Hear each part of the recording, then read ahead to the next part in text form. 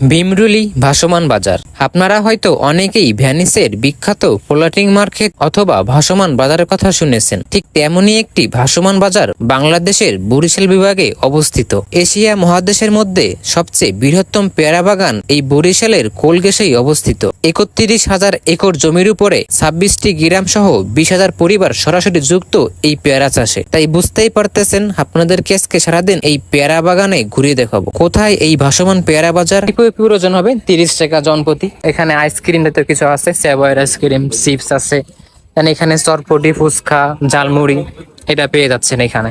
এখানে আসলে এরকম একটা জায়গা পাবেন, টুকটাক হালকা পাতলা নাস্তা করতে পারবেন। এটা হচ্ছে নতুন তৈরি করছে, দেখা যাচ্ছে কাঠগুলো নতুন। এখান থেকে আসলে হাঁটাচলা করলে বা ভারী কোনো জিনিস নিয়ে ওঠানামা করলে মনে হয় না এরকম কোনো রিস্ক হবে।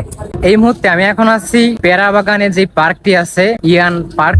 এই পার্কের ওয়াচ টাওয়ারের উপরে, ওয়াচ টাওয়ারের যে ব্রিজটা একটা সুন্দর করছে, অনেক মজবুত করছে। দুঃখের বিষয় হলো একটু দেরি করে আসায় ভাসমান এই পেয়ারা বাজারে জমজমাট বাজারটি দেখতে পেলাম না। আড়তদার ট্রলার নিয়ে মাল কিনতেছে চাষিদের কাছ থেকে। চাষিরা বিভিন্ন বাগান থেকে পেয়ারা সংগ্রহ করে এই আড়তদারকে পৌঁছে দিচ্ছে। সকাল হলেই বাগান থেকে চাষিরা টাটকা ফ্রেশ পেয়ারা সংগ্রহ করে বাজারে নিয়ে আসে। বাজার থেকে আড়তদাররা ট্রলারে করে পেয়ারা সংগ্রহ করে বিভিন্ন জায়গায় পৌঁছে দেয়। তাই এই বাজারের ভিউ উপভোগ করতে হলে আপনাকে সকালের ভিতরে এইখানে আসতে হবে। সো গাইস, রাইট নাও আমি এখন আছি হচ্ছে ভাসমান বাজারের এইখানে যে বৌদির একটি হোটেল আছে, জনপ্রিয় হোটেল। এখানে আমি আসছি এবং বাজারটি মেলে হচ্ছে সকাল ৮টা থেকে 10টা 11টার ভিতরে এই বাজারটি শেষ হয়ে যায়। তো আমরা আস্তে আস্তে বাগানের ভিতরে প্রবেশ করলাম। ঢুকে একটা মামাকে দেখা যাচ্ছে পেয়ারা বাস্তাছে। মামা কি এগুলো মাত্রই সংগ্রহ করলেন?